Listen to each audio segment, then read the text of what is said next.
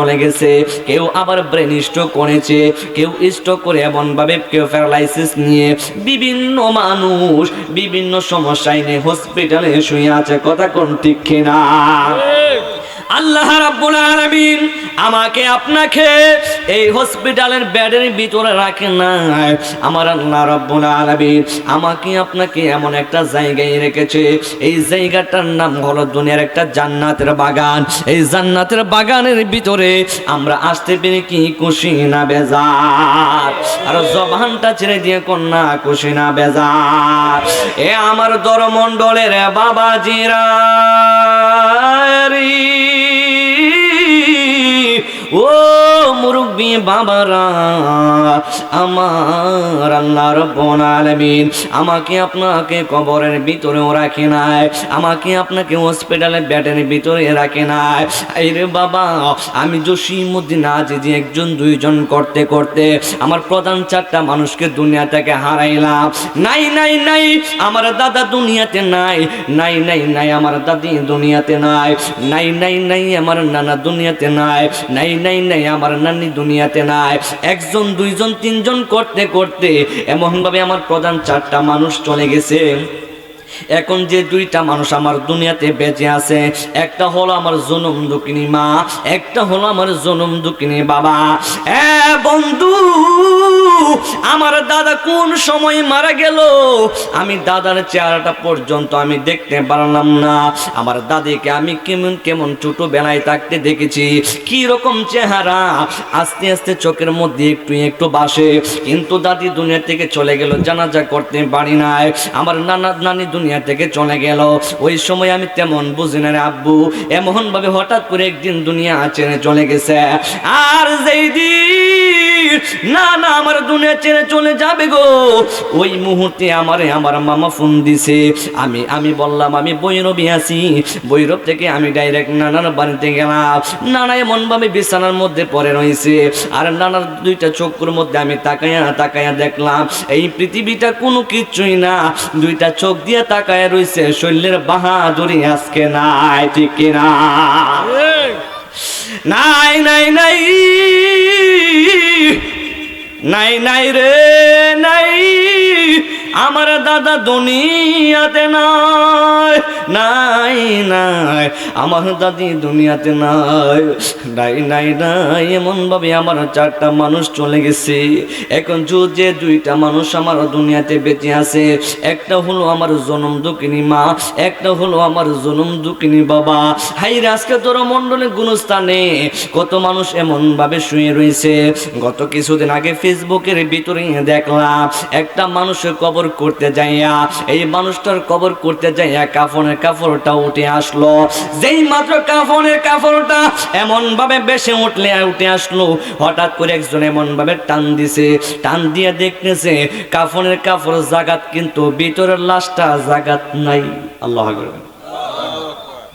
কোনো দাম আসেনি এই দুনিয়ার, কোনো দাম আসেনি। ও তোর পিছে পিছে ঘুরছে সময়, পিছে পিছে ঘুরছে সময়, কোন দিন জানি তোর হবে সমন জারি।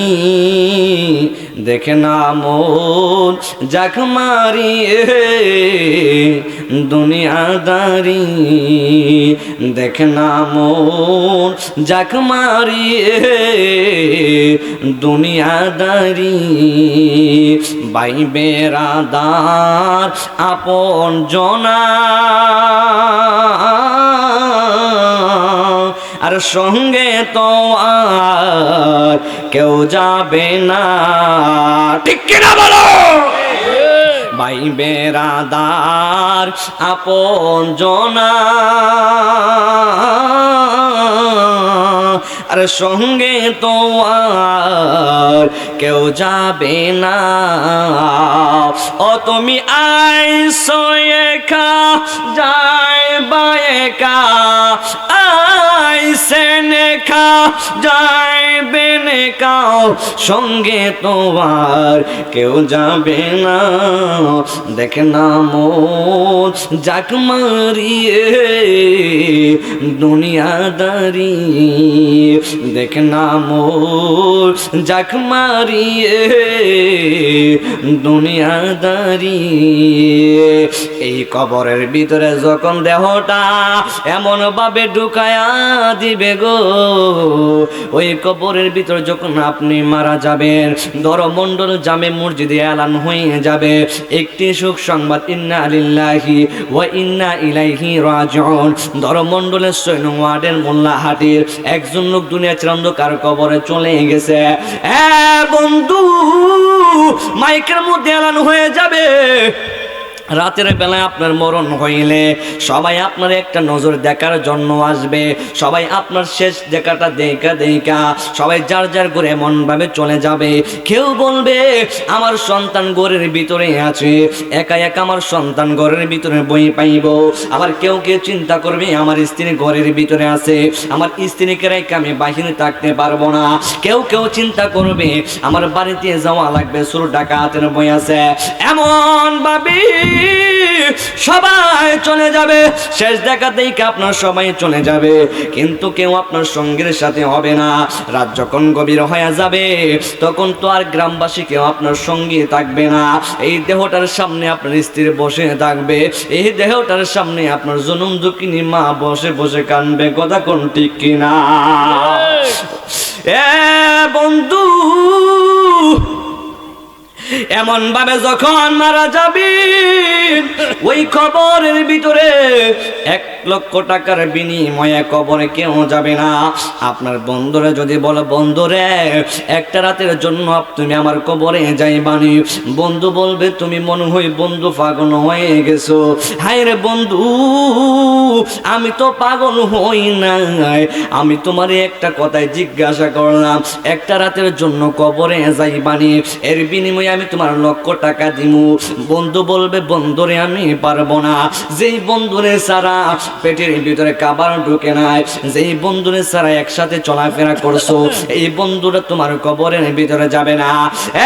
বাবা, এই জন্য এক আল্লাহর ওলি যিনি প্রত্যেক দিন মদ পান করতো, আজকে আমাদের সমাজের মধ্যে মদ পানের অভাব নাই, আজকে সমাজের যুবকদের নেশার অভাব নাই। কথা বলুন ঠিক কিনা?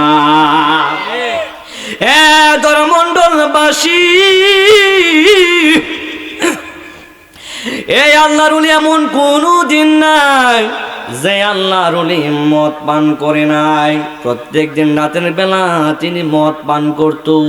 সম্পদের অভাব নাই, টাকা পয়সার অভাব নাই, কোনো কিছুর অভাব নাই। লোকটা প্রত্যেক দিন মদ পান করতে করতে ঘরের ভিতরে আসতো। এবার হঠাৎ করে একদিন যখন এমন ভাবে তিনি মদ পান করে ঘরের ভিতরে ঢুকলো, ওই দিন রাতের বেলা, যেই রাতটা হলো লাইলাতুল কদরের রাত, এই রাতের বেলা যখন সে মদ পান করে আসলো, ঘরের ভিতর থেকে একটা মদের বোতল নিয়ে আসলেন। লাইলাতুল কদরের রাতে মুসলমানদের জন্য একটা ভাগ্য রজনীর রাত। এই রাতের বেলা সবাই ইবাদতের জন্য চলে যায়। ওই রাতের বেলা সেই লোকটা মদ পান করতে, তিনার মদের বড় নেশা উঠে গেছে। সবাই গেছে আল্লাহর ঘরে ইবাদত বন্দেগী করার জন্য, কিন্তু সেই আল্লাহর উনি তাকায়, লোকটা তাকায়া দেখে সব দোকানই এমন ভাবে বন্ধ করে দিছে, কোনো দোকানের ভিতরে মদ পাওয়ার কোনো চান্স নাই। আবার কুস কইরা অনেক পেরাশানি কইরা হাতে পায়ে দইরা এক দোকানের পায়ে দইরা একটা মদের বোতল এমন ভাবে খরিদ করলো। এই মদের বোতল খরিদ কইরা এবার লোকটা মদটা এমন ভাবে বাড়িতে গেল। বাড়িতে যাইয়া দেখতেছি ওই লোকের স্ত্রীটা নামাজের মধ্যে দাঁড়ায়া রইছে। আল্লাহু আকবার! লোকটা তাকায়া দেখে রে, লোক এমন ভাবে মদের বোতল নিয়া ঘরের ভিতরে যেই মাত্র এমন ভাবে গেছে, ঘরের ভিতরে যায়া দেখতেছে তার স্ত্রী এমন ভাবে নামাজে দাঁড়াইয়া গেছে, নামাজে দাঁড়াইয়া এমন ভাবে লাইলাতুল কদরের নামাজ পড়ে। ঘরের ভিতরে স্ত্রী হইল পরহেজগার, কিন্তু স্বামী হইল একটা মদকার। এবার মদের বোতলটা এমন ভাবে টেবিলের কোণার মধ্যে রাইখা এবার লোকটা এমন ভাবে রুমের মধ্যে চলে যাবে। 3 বছরের একটা শিশু মেয়ে বাচ্চা ছিল। এই বাচ্চাটা যখন বাবা রুমের ভিতরে গেল, আর ওই দিক দিয়া বাচ্চা এমন ভাবে মদের বোতলটা ফালাইয়া দিছে। যেই মাত্র মদের বোতলটা এমন ভাবে ফালাইয়া দিল, সঙ্গে সঙ্গে কাজটা এমন ভাবে ভেঙ্গে মদটা এমন ভাবে মাটিতে পড়ে গেল। ওই লোকটা হঠাৎ করে ঘর থেকে এমন ভাবে তাকায়া দেখে উনার মদের বোতলটা এমন ভাবে ভেঙ্গে ফেলল। আর লোকটা চিন্তা করে অনেক কষ্ট কইরা এমন ভাবে আমি মদের বোতলটা করে আনলাম, কিন্তু এই মদের বোতলটা আমার মেয়ে ভেঙ্গে ফেলেছে। এই জন্য মেয়ের ভেঙ্গে ফেলার কারণে তার মনের ভিতরে কোনো কষ্ট নেই নাই। ওই দিন রাতের বেলা সে আর মদ পান করে নাই। এমন ভাবে তিনি বিছানার মধ্যে শুয়ে গেল। 1 দিন চলে গেল, 2 দিন চলে গেল, 3 দিন চলে গেল, যাইতে যাইতে 1 বছরও চলে গেছে। 1 বছর পরে পুনরায় আবার লাইলাতুল কদর আসলো। সুবহানাল্লাহ। কথা বুঝেননি আমার? বুঝেননি বাবা? এবার 1 বছর চলে গেছে। 1 বছর যাওয়ার পরে এবার আবার লাইলাতুল কদর রজনীর রাত্রে আসলো। অনেক কান্নাকাটি, অনেক হাতে পায়ে ধইরাই আবার দোকানের কাছ থেকে মদ করে নিয়ে আসলো। মদ করে আইনা তিনি আবার এমন ভাবে বাড়ির মধ্যে চলে গেল। স্ত্রী এমন ভাবে নামাজের মধ্যে দাঁড়ায় গেছে। একদিক দিয়ে স্ত্রী এমন ভাবে নামাজ পড়ে, আর একদিক দিয়ে স্বামী মদ নিয়ে ঘরের ভিতরে ঢুকছে। যেই মাত্র ঘরের ভিতরে এমন ভাবে ঢুকে গেছে, তাকায়া দেখে স্ত্রী এমন ভাবে নামাজের মুসল্লায় দাঁড়ায়া স্ত্রী এমন ভাবে নামাজ আদায় করে পুনরায় গত বছরের নেই এই বছর তিনি আবার মদের বোতলটা টেবিলের কোণার মধ্যে এমন ভাবে রাখলেন। এমন ভাবে রাইকা তিনি এমন ভাবে ঘরের ভিতরে চলে গেল। ঘরের ভিতরে যাওয়ার পরে হঠাৎ করে ঘরের দরজায় যায়া এমন ভাবে মদের বোতলটার দিকে তাকাইছে। তাকায়া দেখতেছে মদের বোতলটা এমন ভাবে টেবিলের উপরে দাঁড়ানো। আর লোকটা মনে মনে কই, আমি গত বছর এই টেবিলের সামনে মদের বোতলটা রাখছিলাম, আমার সন্তান আমার মদের বোতলটা ভেঙ্গে ফেলছিল, কিন্তু এই বছর তো আমার বোতল ভাঙ্গার মতন কেউ নাই। কারণ কেন জানেননি? কারণ তার 3 বছরের বাচ্চারা 3 মাস আগে মারা গেছে। আল্লাহু আকবার। প্রেমের আগুন জ্বলে দ্বিগুণ রে দরমণ্ডলবাসী, ওরে জল দিলে নিবে না। ওরে মুর্শিদ কইরায় আমরা হইছি রে দেওয়ানা। প্রেম করিয়া প্রেমিক মরে রে দয়াল, প্রেম তো মরে না। প্রেম করিয়া প্রেমিক মরে গো দয়াল, প্রেম তো মরে না। বন্ধু, যে মাত্র লোকটা মদের বোতলের দিকে এমন ভাবে তাকায়া দেখতেছে গত বছর মেয়ে মদের বোতলটা ভেঙে ফেলছিল, কিন্তু 3 মাস আগে সন্তানটা এমন ভাবে মারা গেল, কিন্তু বোতল ভাঙ্গার মতন কেউ নাই।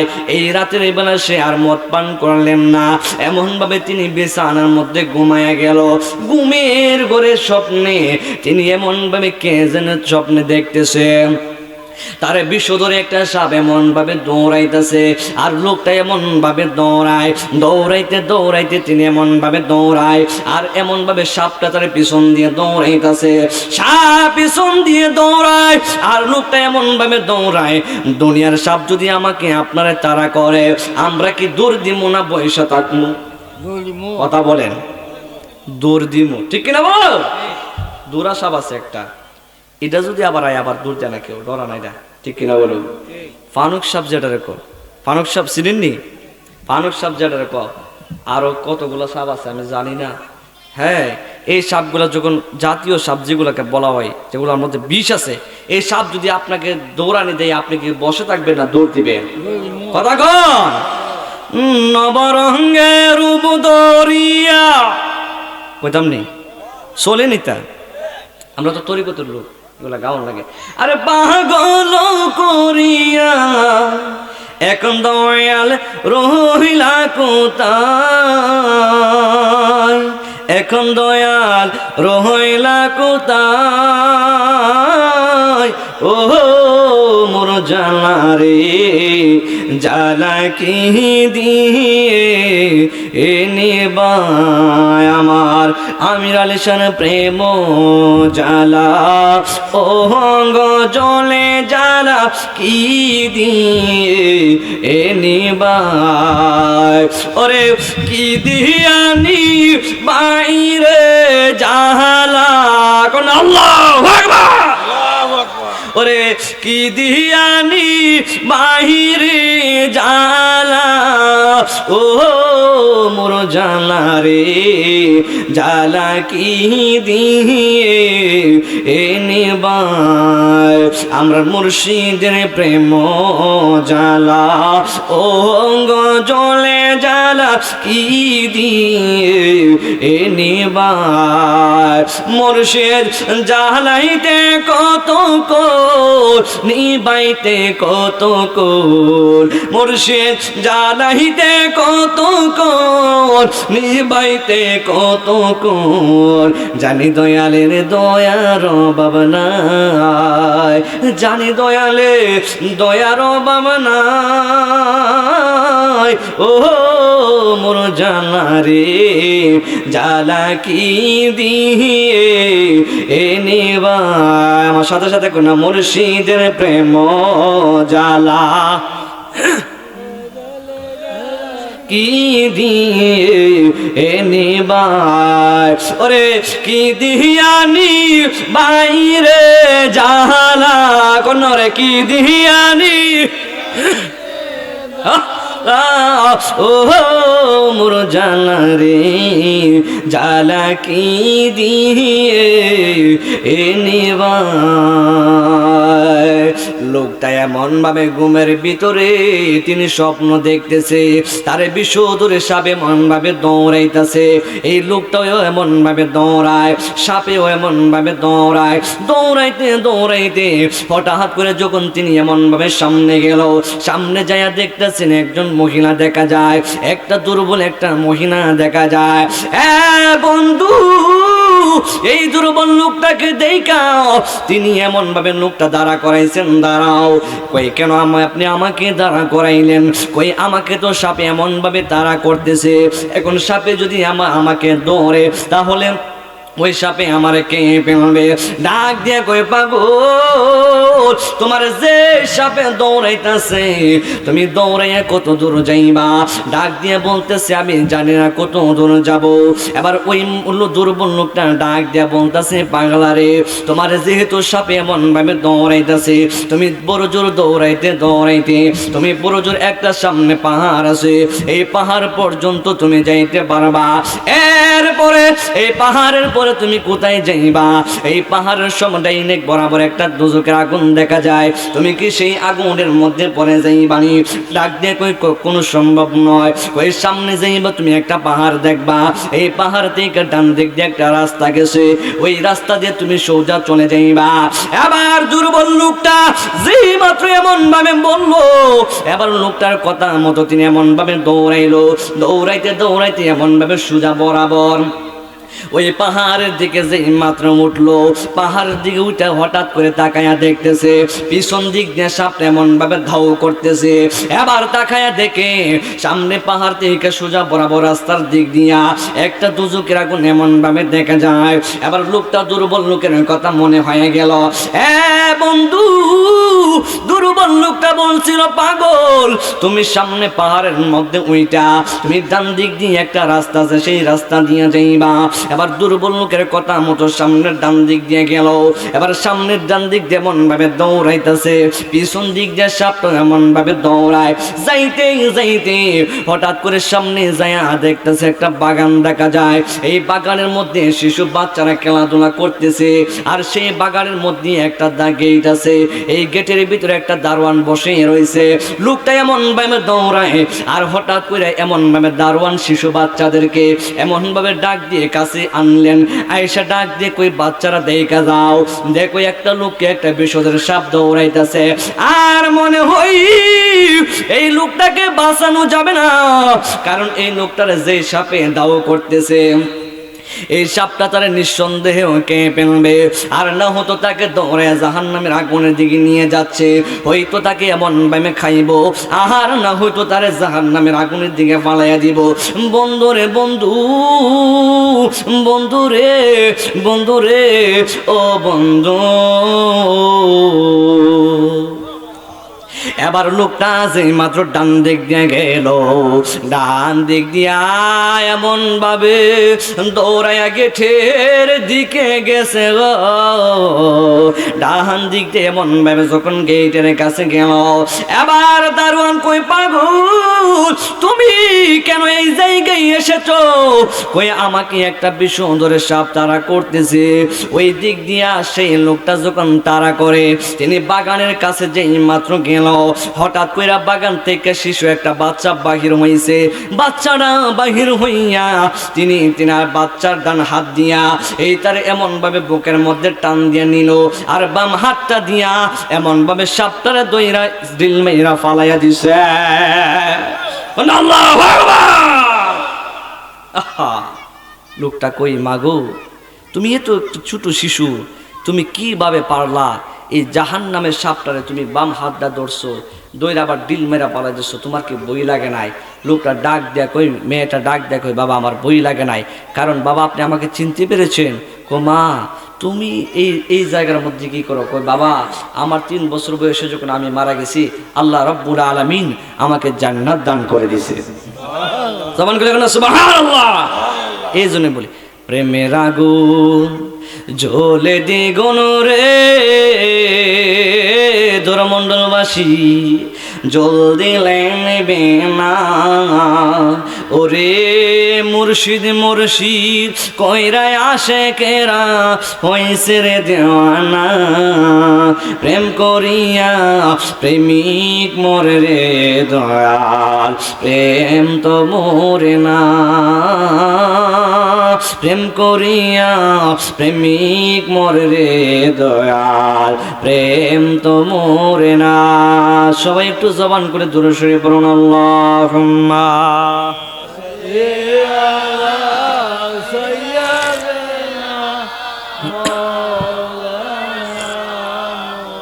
মুহাম্মাদ ওয়া আলা আলিহি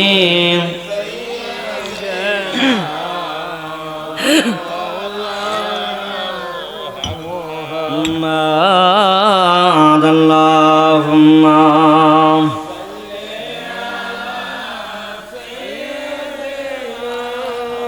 Maulana Muhammad wa ala ali Sayyidina।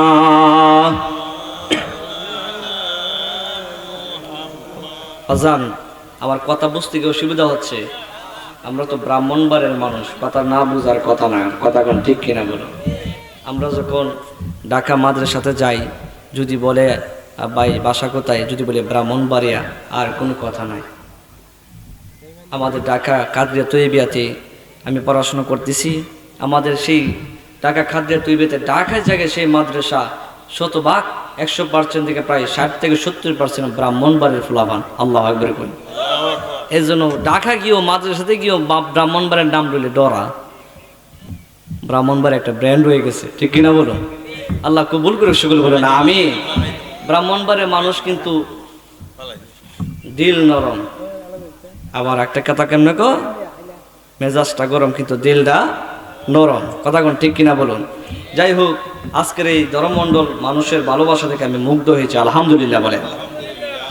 আমার কথাটা মনে আসেনি বাবা, কথাটা বোঝানোর জন্য নিতেছে। আল্লাহর ওলি কেমন আল্লাহর ওলি দেখেন, যিনি আল্লাহর ওলি তখন সেই স্বপ্নে যখন দেখলেন, তিনি দেখার সঙ্গে সঙ্গে তিনি ওই হঠাৎ ঘুম থেকে এমনভাবে লাফ মারা উঠছেন। আল্লাহু আকবার বলো। এবার যেই মাত্র ঘুম থেকে এমন ভাবে লাফ মাইরা দিল, লাফ মারার পরে সঙ্গে সঙ্গে স্ত্রী ডাক দিয়ে কই, স্বামী গো আপনি কেন এমন ভাবে লাফ মেরে উঠেছেন? ডাক দিয়া কই, স্ত্রী এই মুহূর্তে আমি যেমন একটা স্বপ্নে দেখছি, এই স্বপ্নে আমার বড় কষ্ট লেগেছে স্ত্রী। এই স্ত্রী আমি আর কোনোদিন এমন কাজ করব না। এর ওই মুহূর্তে তিনি এমন ভাবে সবকিছু বিলাইয়া দিলেন।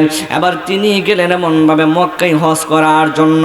মক্কায় যাওয়ার পরে একদিন, 2 দিন, 3 দিন এমন ভাবে মক্কায় হজ করতে যাইয়া তিনি যখন এমন ভাবে ঘুমায়া গেছে, ঘুমের ঘরে কে যেন আইসা ডাক দিয়া কয়, এই আল্লাহর নাম হলো হযরতে মালিক বিন দিনার। জবান খুলে কন্যা সুবহানাল্লাহ। মদ খাইছে, বেশ্যা মহিলা নিয়ে নাচানাচি করেছে, বিভিন্ন ব্যয় করেছে, টাকা পয়সা ব্যয় করেছে। অসৎ পথে চলার পরে একটা স্বপ্ন যথেষ্ট হয়ে গেছে। তার জিন্দগি তিনি পরিবর্তন করে ফেলেছেন। তিনি গেলেন হজ করার জন্য। হজ করতে যাই তিনি এমন ভাবে রাতের বেলা ঘুমায়া গেল।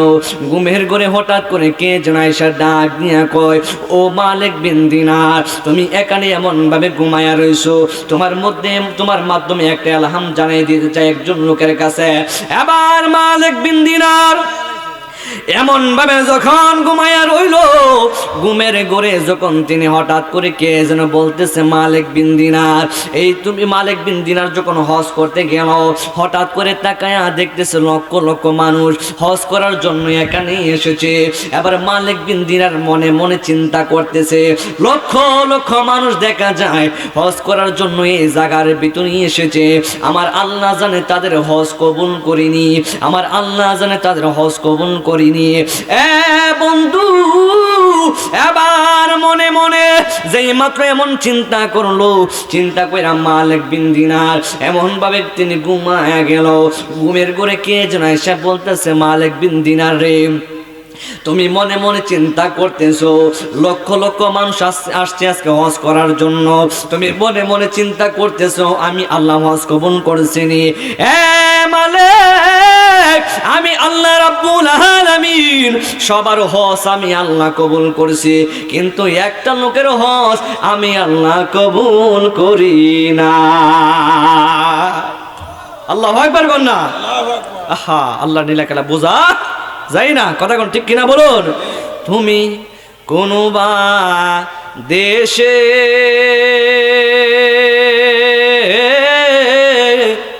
রইলা রে দয়াল ছান, কষ্ট হইব।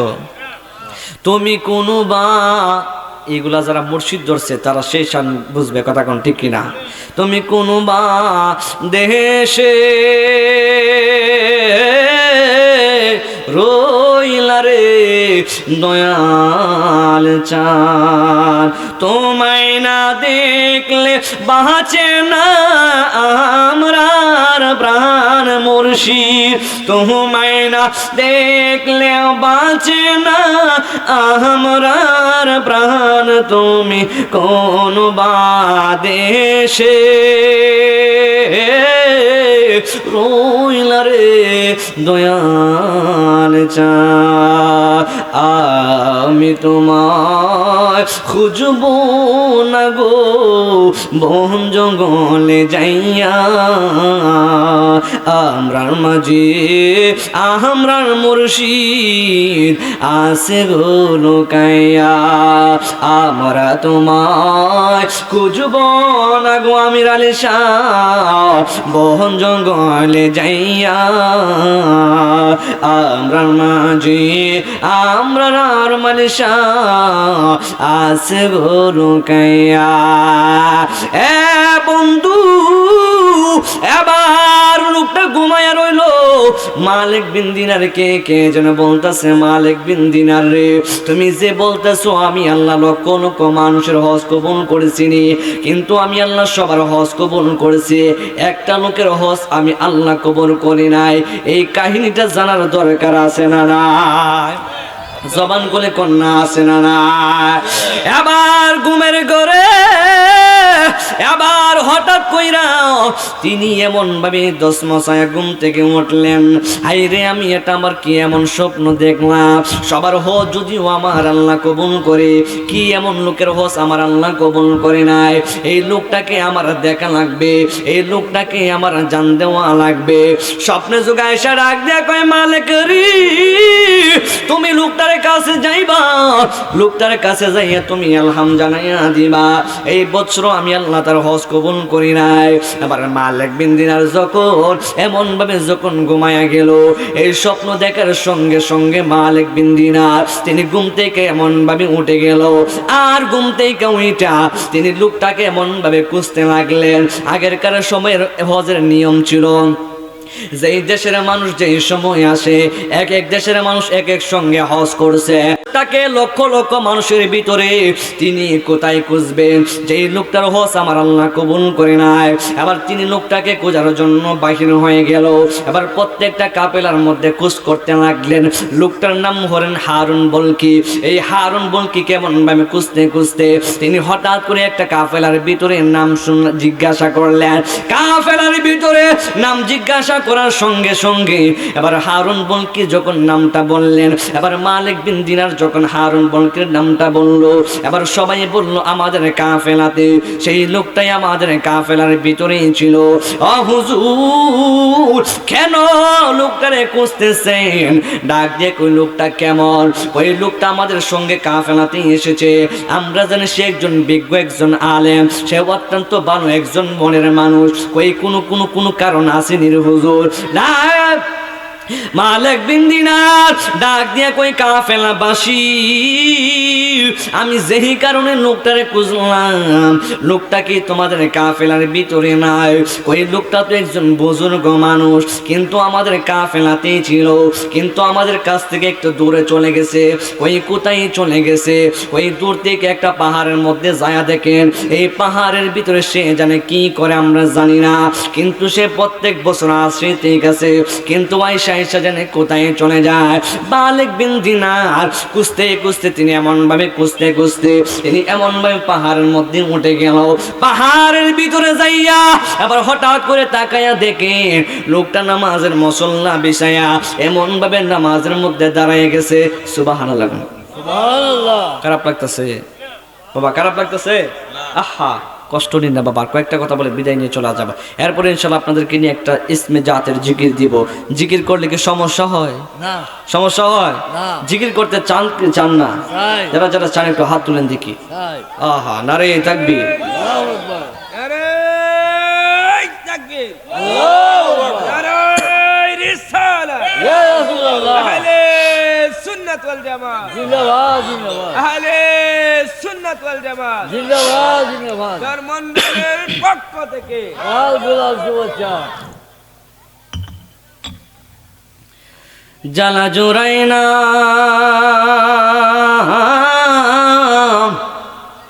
জ্বালা জোড়াই না রে, দয়ালের জ্বালা বড় মালা রে আমার, দয়ালের জ্বালা বড় মালা রে, জ্বালা জোড়াই না, জ্বালা জোড়াই না রে। এবার লোকটা দৌড়াইয়া তিনি যখন এমন ভাবে পাহাড়ের মধ্যে উঠলো, পাহাড়ের মধ্যে ওইটা দেখে লোকটা নামাজের মধ্যে দাঁড়ায় গেছে। ওই মুহূর্তে আবার মালিক বিন দিনার তিনি কোনো কথা বললেন না, পিছন দিক দিয়ে দাঁড়াইয়া রইল। লোকটা এমন ভাবে নামাজ পড়া নামাজ শেষ করার সঙ্গে সঙ্গে মালিক বিন দিনার পিছন দিক দিয়ে সালাম দিলেন, আসসালামু আলাইকুম ওয়া রাহমাতুল্লাহ। ওই লোকটা দিলেন ওয়ালাইকুম আসসালাম। আবার মালিক বিন দিনার ডাক দিয়ে কই আপনি কি হারুন বলকি? কই জি আমি হলাম হারুন বলকি। হারুন বলকি ডাক দিয়ে কই মালিক বিন দিনার গো, ও মালিক বিন দিনার আপনি কেন এসেছেন আমি জানি। এবার মালিক বিন দিনার ডাক দিয়ে কই আমি কেন এসেছি আপনি কিভাবে জানলেন? কই আমি প্রত্যেক বছর হজ করার জন্য আসি, কিন্তু আমার আল্লাহ আমার হজ কবুল করে নাই। যে কোনো একটা বুজুর্গ মানুষের দ্বারা আমার কাছে আমার আল্লাহ একটা ইলহাম পাঠাইয়া দেন, আমার হজ আমার আল্লাহ কবুল করে নাই। মালিক বিন দিনার কি এমন কারণে আপনি আমার কাছে এসেছেন, আমি কিন্তু জানি নিঃসন্দেহ আমার হজ আমার আল্লাহ কবুল করে নাই। কই তুমি কেমনে জানলা? কই আল্লাহ আপনার মধ্যে আলহাম পাঠাইয়া দিয়েছে। আজকে শুধু নয়, এমন ভাবে গত 24 বছর ধইরা আমার আল্লাহ আমার হজ কবুল করে নাই। এই বছর 25 বছর হয়ে গেছে, এই বছর বুঝে হজ আমার আল্লাহ কবুল করে না। মালিক বিন দিনার ডাক দিয়া কই হারুন বলকি কি এমন কারণে তোমার হজ আমার আল্লাহ কবুল করে নাই? গত 24 বছর ধইরা তুমি এমন ভাবে হজ করতেছো, আমার আল্লাহ তোমার হজ কবুল করে নাই। আজকে 25 বছর হয়ে গেল, এখনো তোমার হজ আমার আল্লাহ কবুল করে নাই। কি এমন কারণে তোমার হজ আমার আল্লাহ তোমার কবুল করে নাই? আমি তো তোমার কাফেলার কাছে শুনেছি, কাফেলার মানুষ সবাই বলেছে এই লোকটা আমাদের সঙ্গে এসেছেন, তিনি অত্যন্ত বুজুর্গ একজন মানুষ, তিনি একজন আলেম মানুষ, তিনার আমলের অভাব নাই, তিনার ঈমান বড় মজবুত। হারুন বল কি সবাই বলেছে তুমি অত্যন্ত ভালো একজন মানুষ, কিন্তু তোমার হজ কেন কবুল হয় নাই? হারুন বলকি ডাক দিয়ে কই মালিক বিন দিনার রে, আমি তোমারে আমার সেই কাহিনী কোনে বলতে পারবো না, কিন্তু এবার মালিক বিন দিনার পটকা লেগে গেল। মালিক বিন দিনার খয় তার হজ আমার আল্লাহ 24 বছর ধরে আমার আল্লাহ তার হজ যেহেতু কবুল করি নাই, তাহলে নিঃসন্দেহ এর ভিতরে একটা সন্দেহ আছে না না? আর জবান গুলো করে আছে না না? এবার হারুন বলকে কয় মালিক বিন দিনার, ও মালিক বিন দিনার, তুমি আমারে আর কোনো প্রশ্ন কইরো না, আমারে তুমি আর কোনো প্রশ্ন কইরো না, আমার হজ আমার আল্লাহ এই বছর কবুল করে নাই। মালিক বিন দিনার মনে মনে কয় আমি এখন তার কাছ থেকে হিকমতে হাকিকত জানতে হবে। এবার মালিক বিন দিনার কৌশলে কৌশলে এমন ভাবে কথা বলা শুরু কইরা দিল, কথা বলতে বলতে আবার তার মনটারে গলাইছে, এমন ভাবে গলায় ডাক দিয়ে কই হারুন বলকি রে, একটা বার বলো না, একটা বার বলো না কি এমন কারণে তোমার হজ আমার আল্লাহ কবুল করে না? ডাক দিয়ে কই মালিক বিন দিনার, আমি যদি আমার আমি যদি বলি কেন আমার আল্লাহ আমার হজ কবুল করে নাই, তাহলে আপনি কিন্তু রাগান্বিত হইেন না। কই আমি রাগান্বিত হইব না, আমার কাহিনী শুই না কিন্তু আপনি আমাকে ধমক দিয়েন না। কই ঠিক আছে আমি তোমার ধমক দিব না। কই আপনি আমার অভিশাপ দিয়েন না। কই ঠিক আছে আমি তোমাকে অভিশাপ দিব না।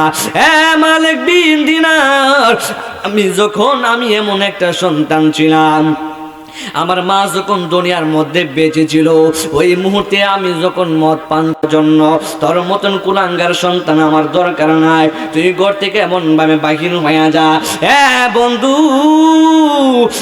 তোর মন্ডলের বাবারা যেই মাত্র তিনি এই কথা বলল, এবার হারুন বলকে ডাক দিয়া কই মালিক বিন দিনার রে, আমার মা যখন আমার এমন কথা বলছিল, আমি মদ খায় আবার মাথাটা চেঞ্জ আমি ঠিক করতে পারি নাই, আমি আমার মারে এমন ভাবে একটা গুষ্টি মাইরা দিছি, গুষ্টি মারার সঙ্গে সঙ্গে আমার মা চুলার মধ্যে এমন ভাবে পড়ে গেল, এই চুলাটার মধ্যে এমন ভাবে আগুন জ্বলছিল, এই আগুনওয়ালা চুলার ভিতরে আমার মা পড়ে গেছে। এমন দরদি ববে কেউ হবে না আমার মা গো, এমন দরদি ববে কেউ হবে না আমার মা গো। মায়ের একবার দুধের টান কাটিয়া গায়ের চাম, আল্লাহু আকবার। মায়ের একবার দুধের টান কাটিয়া গায়ের চাম, বাপস বানাইলে হরির সুদ হবে না মা গো। এমন দরদি ববে কেউ হবে না আমার মা গোরে মায়ের কান্দন যাব জীব